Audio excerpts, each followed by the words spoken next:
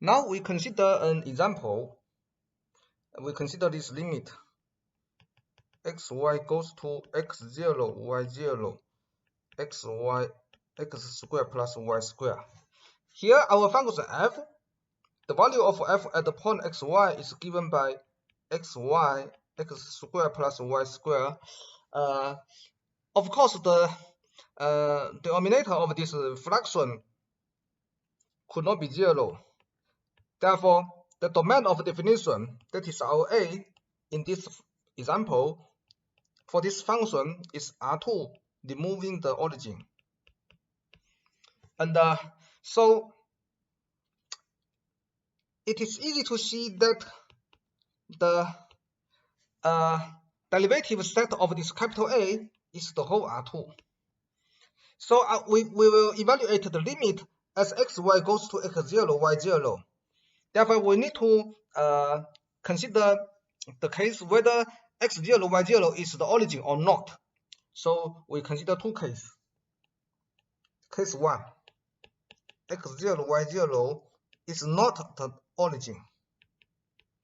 Okay, if this is not the origin, then we consider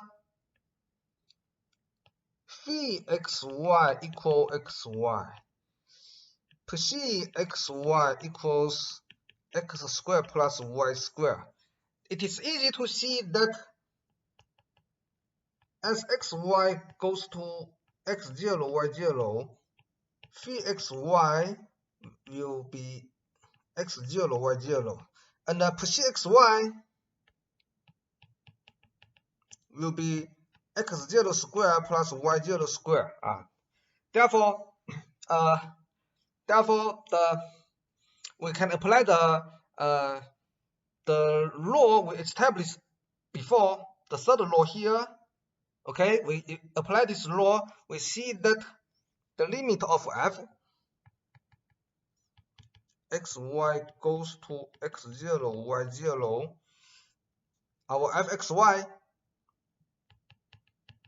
which is the function in our problem, this is the limit of phi xy to psi xy, because the limit of the denominator is not 0, because x0 squared plus y0 squared is not 0. So by the law, we see that this will be x0, y0 divided by x0 squared plus y0 squared. Okay, so this will solve our problem. This is one method. The other method to see this is directly using the definition of limit. So we can solve this problem in another manner. We take xk, yk goes to x0, y0. Then xk goes to x0, yk goes to y0. So fxk, yk is xk, yk divided by xk squared plus yk squared, and the limit of the expression above and below are x0, y0, and x0 squared plus y0 squared, respectively. But since x0, y0 is not origin, this part is not 0. Therefore, by the property of conversion sequence of real numbers we learned in single variable calculus, we see that this is true. Therefore, according to the definition of limit of multivariable functions we just defined, we see that the limit of f is exactly this, as before. Okay, so this we have two methods to solve this situation. Now we consider the second case. Case 2, x0, y0 is the origin. Okay, so our function is fxy is xy x squared plus y squared. Okay, so we consider this problem geometrically. So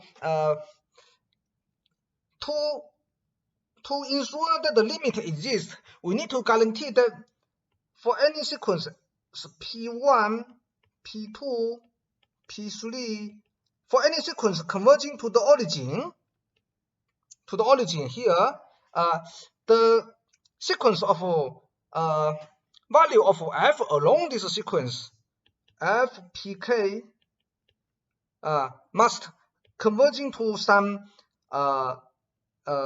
real number L independent of the truth of this sequence going to 0. Okay, so in particular, at least the limit should not depend on the direction you goes to the origin along different route, along different directions. The limit should be the same. Okay, so we take pk, which is xk yk. We construct the pk along every direction. Therefore, pk can be defined in this way: lambda mu k. Here, lambda and mu are real numbers, not equal to 0 at the same time. At most, one of them is 0. Therefore, this pk is a sequence in R2, removing the origin, and the pk converging to the origin. So we consider the value of f along this sequence pk. Fpk, which is f xkyk.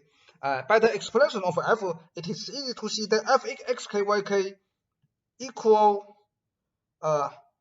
lambda k mu k. This is xk multiplied yk, and lambda k square, xk square plus yk square is mu k square, which is lambda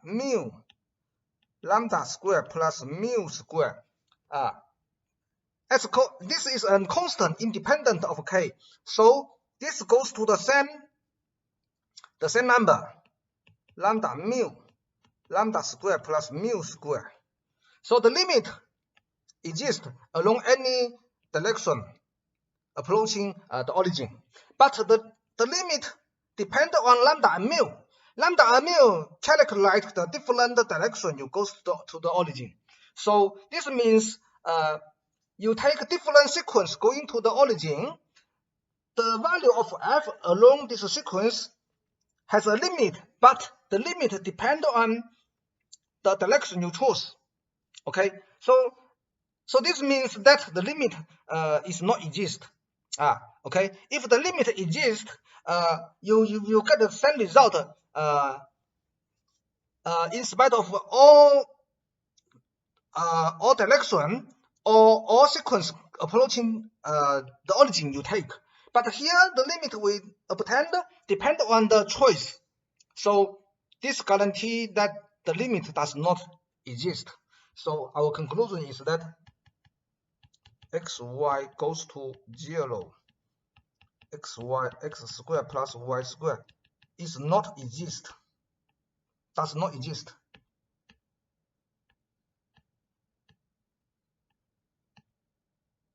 Okay, so in this example, we declare the limit non-existence of the limit because we can verify that along different direction approaching to the origin, the limit is different. Okay, but even if the limit is the same, we still could not say that the limit exists.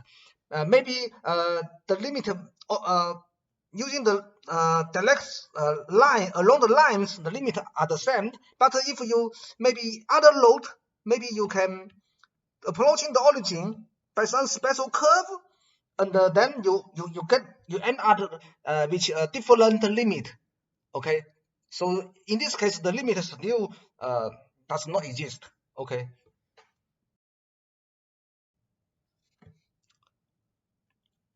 So we will state another equivalent definition of the limit. Okay, this is the theorem.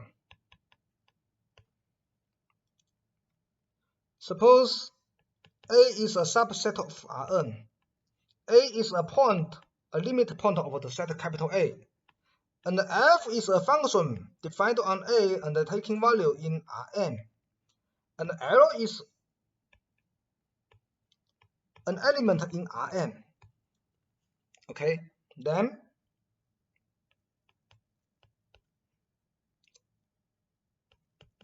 limit fx equals L if and only if for any epsilon positive there exists a delta positive such that the distance from fx to L less than epsilon for all x in the intersection of A and the delta neighborhood of A, of the point A, but the point A removed, which is the point A removed. Okay. So this means that as long as a point x in the domain of definition, capital A, is close to the point A enough, the value of fx will sufficiently close to the limit L. Okay, I believe when you are studying single variable calculus, you have encountered the limit of single variable functions in this style. But for the sake of completeness, I will prove this theorem here as a review to you. Maybe some of you have forgot how to do this even for the single variable function case. Okay, so